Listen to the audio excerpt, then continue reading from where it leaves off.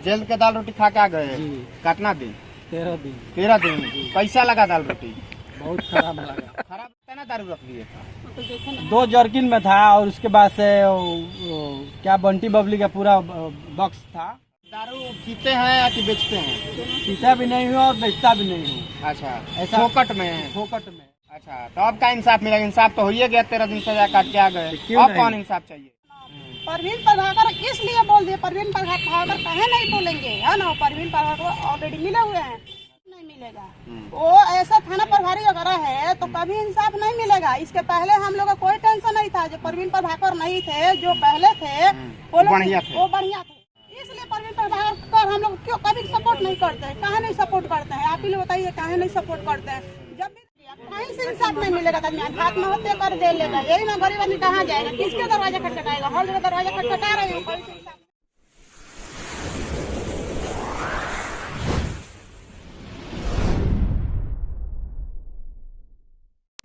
नमस्कार साथियों, बात करें तो बिहार में एक जीता जागता कहा जाए तो भूत की दशा हो गई है।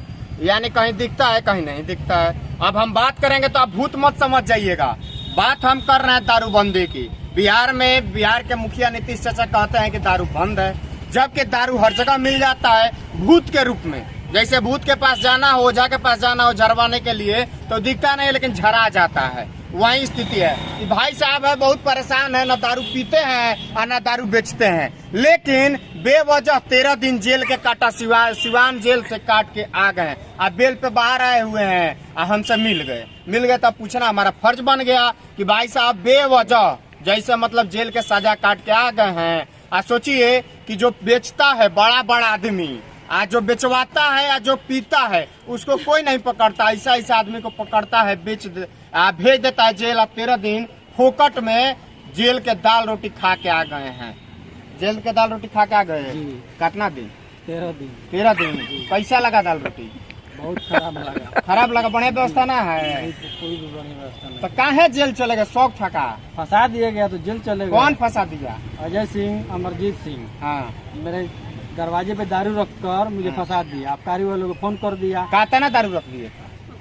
2 जर्किन में था और उसके बाद से क्या बंटी बबली का पूरा बॉक्स था, रख कर फंसा दिया। आबकारी वालों को फोन किया, आबकारी वाले आए, जांच पड़ताल भी नहीं किए, कहीं पूछताछ भी नहीं किया और मुझे गाड़ी में बैठाया और वहाँ से चलते बने सिवान लेके चले आए। पूरे रात में। थाना कौन है आपका? मेरा बड़हरिया थाना है। गाँव लकड़ी है। अच्छा, तो बड़हरिया थाना नहीं रखे, सीधा सिवान लेके आ गए? सिवान लेके आ गए। आबकारी वाले को फोन किया था उन्होंने। तो सिवान लाके हाजत में बंद कर दिया और मतलब जेले भेज दिए के बाद? नहीं, दूसरे दिन मुझे चालान कर दिया जेल के लिए। पहले साहब के पास लाए होंगे आपका दृश्य दिखाने के लिए? हाँ, पहले थाने में लाए हैं और उसके बाद से दूसरे दिन मुझे चालान कर दिए जेल में। तो हम सीजीएम के पास ले गए थे?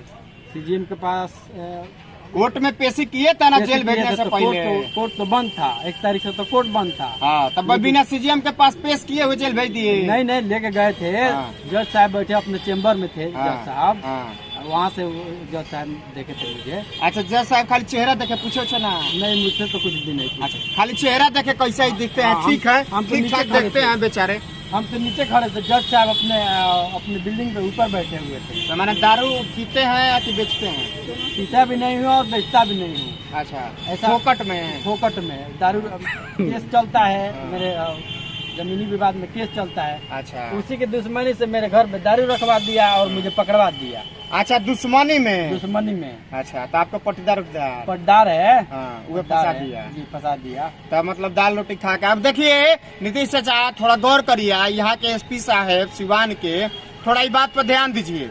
आबकारी वाला अधिकारी जितना है, कैसा ऐसा जांच पड़ताल करना चाहिए। हकीकत ये है, अगर किसी को बेवजह फंसाया जाए तो कहीं ना कहीं कानून की नजर में वो अपने आप को दोषी न समझ के अपने आप को समझेगा कि मैं बेगुनाह होते हुए गुनाह की सजा काट के आ गया। और ऐसा लोग ही भविष्य में चलकर अपराधी बन जाते हैं और अपराधी कोई और नहीं बनाता। ऐसे कुछ गिने चुने भ्रष्ट अफसर कहा जाए, अधिकारी कहा जाए, जो बना देते हैं। अगर ये नहीं बेचते हैं, कल से बेचना चालू कर दे, कहें कि 13 दिन सजा काट के आए हैं और उसके बाद माल यानी रुपया छुड़ाने उड़ाने में पैसा लगा होगा 5-10 हजार। पैसा तो लगा ही है। उसके करिया का जो कीटो वाला खाया होगा। हाँ, वकील खाया है। उसके बाद से जो आना जाना दौड़ना हुआ, दौड़ना भागना हुआ, तबीयत खराब हुआ मेरे बाबू के बीच में, वो तो छोड़िए, पैसा तो लगा ही लगा है, बिना पैसा के तो छूटेंगे नहीं। मतलब कहना आपका यही है कि बेवजह फंस गए, बेवजह फंस गए, जांचो नहीं हुआ, कोई भी जांच नहीं। मैं तो बड़ा अधिकारी है, एसपी बाबू हैं, डीएम बाबू हैं, इन लोगों से मिले? अभी नहीं मिले हैं, आज मिलने वाले हैं। और मैं ये भी कहना चाहता हूँ कि चल के मेरे गांव में पता कीजिए कि मैं कैसा व्यक्ति हूँ, मेरे बारे में पता कीजिए ना कि मैं बेचता हूँ कि नहीं बेचता हूँ। बेचता है वो लोग है, अब पकड़ मुझे लिया, ये बात थाना को भी पता है, थाना को पता है, एकदम पता है। परवीन प्रभाकर को पता है, और परवीन प्रभाकर को फोन किया गया तो वो बोले कि उसके आवास पर मिला है, तो दोषी वही हुआ। यहाँ के जो क्या बोलते हैं आबकारी वाले जो मेन साहब जो है, क्या बोलते हैं, एसपी के नीचे बोले ना आबकारी का इंस्पेक्टर होता है। फोन किए पता करने के लिए कि एक आपके थाने में जो फलाना आदमी, क्या नाम होगा विनय कुमार, विनय सिंह, तो उसके यहाँ दारू रखा है और उसको पकड़े हुए हम लोग। तो आप जानते हैं इस व्यक्ति के बारे में, तो बोलते हैं कि उसके घर में दारू मिला है तो दोषी वही हुआ, बस वो थाना वाला अपना पल्ला झाड़ लिए।